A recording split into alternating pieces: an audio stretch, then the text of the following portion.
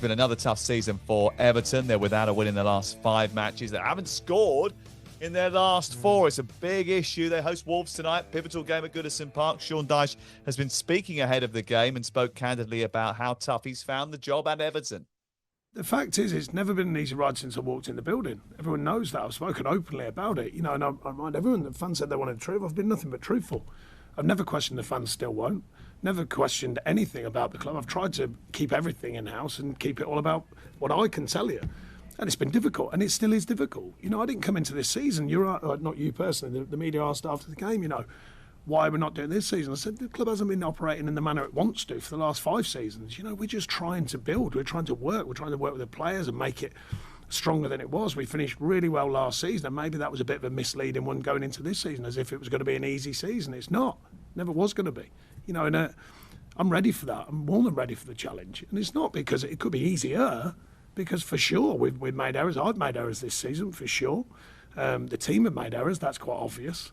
And we haven't killed teams off when we've been in a position to do so. And the fine margins, you know, are always there for all to see. And I've never shot away from that. You know, it's a fact of life as a manager. You have to get the margins right, and we haven't done so far this season. How would you sum up the way Everton have played this season? Well, they've been disappointing, haven't they? It's glaringly obvious, Sam. Their main or major problems are in front of goal. I think it's 10 goals in 13 league games is not clearly enough. And by the way, they're playing a team tonight who are a place below them in the league. Are a complete opposite. Only the top 3 in Brentford and Spurs have scored more than Wolves, I think, unless I'm mistaken, which is remarkable. Remarkable for a lot of goals, yeah. Remarkable for a team in the bottom 3. So you can clearly say where both teams have their immediate problems. But Everton, I mean, I think Calvert-Lewin's got a couple of goals this year, but they don't have anybody else. Dwight McNeil's, I think Dwight McNeil's been one of the better players, if not the best player this season. I think he's done well. But clearly, they have a problem in creation and scoring goals. And the unfortunate thing is, I don't see that getting addressed in the immediate future. That said, I think they're strong enough defensively to stay out of the relegation zone, and I don't think they'll get relegated. They're in a sort of flux period where they know that they've got a new owner coming in. It's imperative that they get that new owner through the door, because the whole club needs a massive, massive lift. There's no magic wand. You can't sort things out, you know, within 2 or 3 games, no doubt. But do you think once Daniel Friedkind and his group takes over, Sean Dyche will still be charged with the responsibility for guiding this team through the rest of the season? Only time will tell there, Sam, because like anything else, well, we saw it with Manchester United. New owner comes in, and generally speaking, they want to bring their own people in. Of course, they'll give, you know, they'll look at the management, will look at the playing side, they'll look at the coaching side, the managerial side, and they'll make a judgment on it.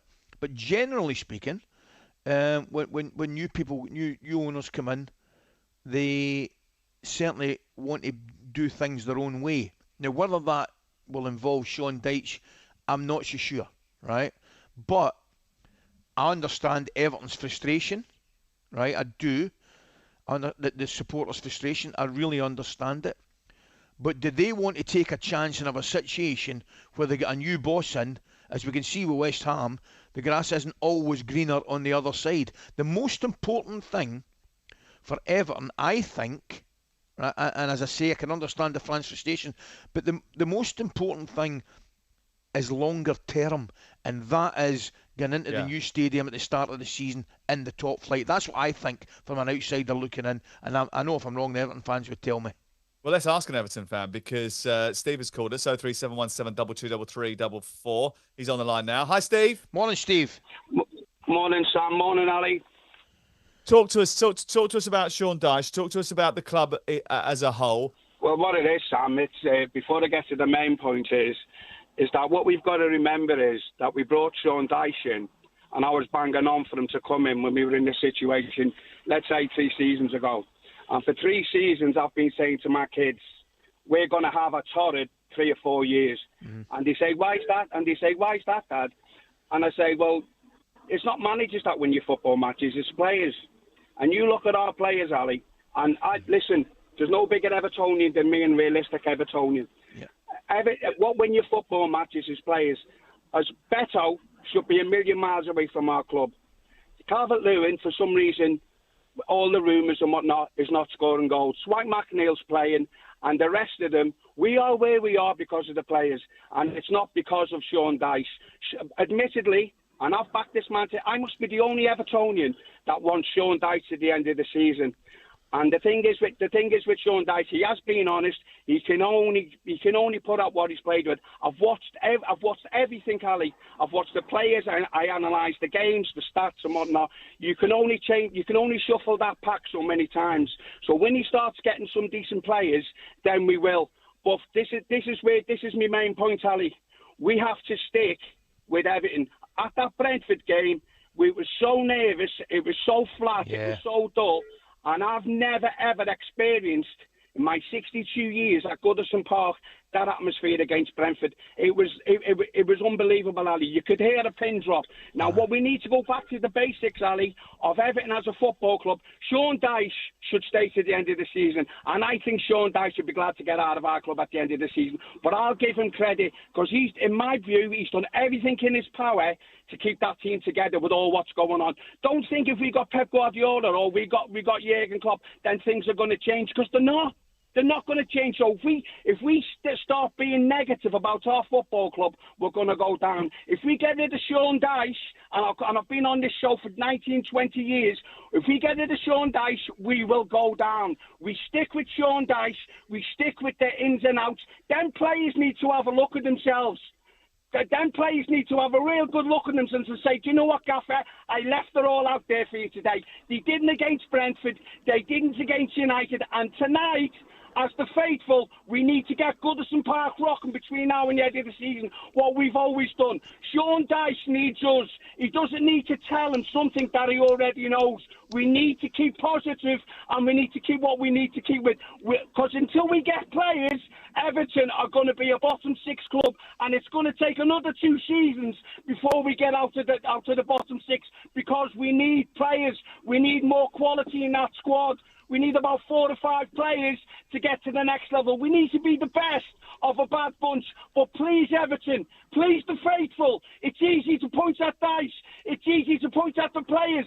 That's not going to get us anywhere. Stay positive, get Goodison Park rocking, and we'll fight again, and we'll go into the new stadium. Easy to criticise. Give the man a chance. Steve, I'll tell you what they need, mate. I'm going to tell you, and I genuinely mean it. They need you in that dressing room 10 minutes before they go out, pal. That's what they need. Absolutely. We need Steve ringing in their ears before Z-Card starts tonight. Brilliant. That's what it's all about. That's what I love. I'm going to Goodison. I'm not there tonight, obviously. I'm going at the weekend for it'll be the last. I think it will be the last derby game at Goodison Park.